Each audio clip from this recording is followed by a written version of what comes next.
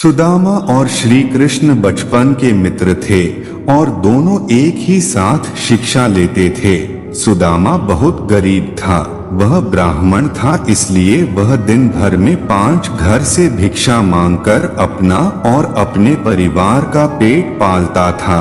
उसे जितना मिलता था उसी से गुजारा करता था, परंतु मिलने वाली भिक्षा उसके लिए पर्याप्त नहीं थी। उसका और उसके परिवार का पेट भी उससे करता नहीं था।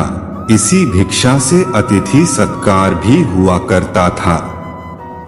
सुदामा की पत्नी को यह मालूम था कि सुदामा और श्री कृष्ण दोनों मित्र हैं। श्री कृष्ण द्वारका के महाराजा है। अगर सुदामा उनसे सहायता मांगेगा तो कभी भी ना नहीं करेंगे।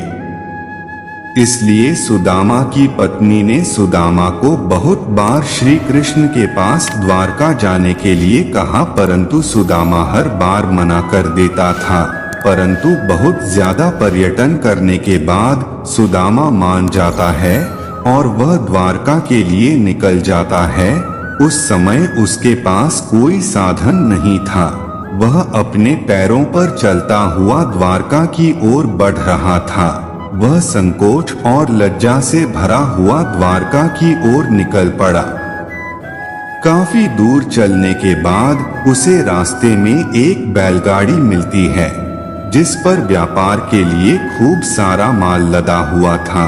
मुरारी ने सुदामा को द्वारका चलने के लिए मना लिया। गाड़ी पर बैठकर दोनों द्वारका के पास पहुँचे।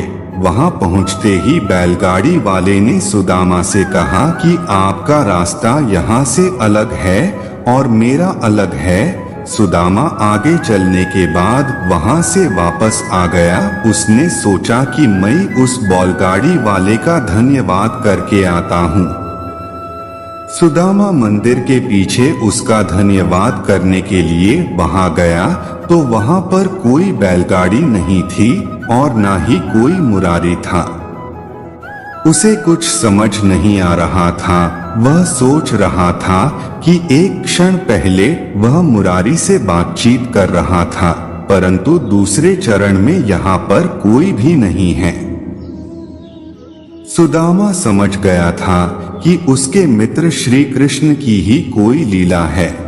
वास्तव में ऐसा ही हुआ। जब दोनों की मुलाकात हुई तो वह दोनों मुरारी की घटना पर मुस्कुरा रहे थे।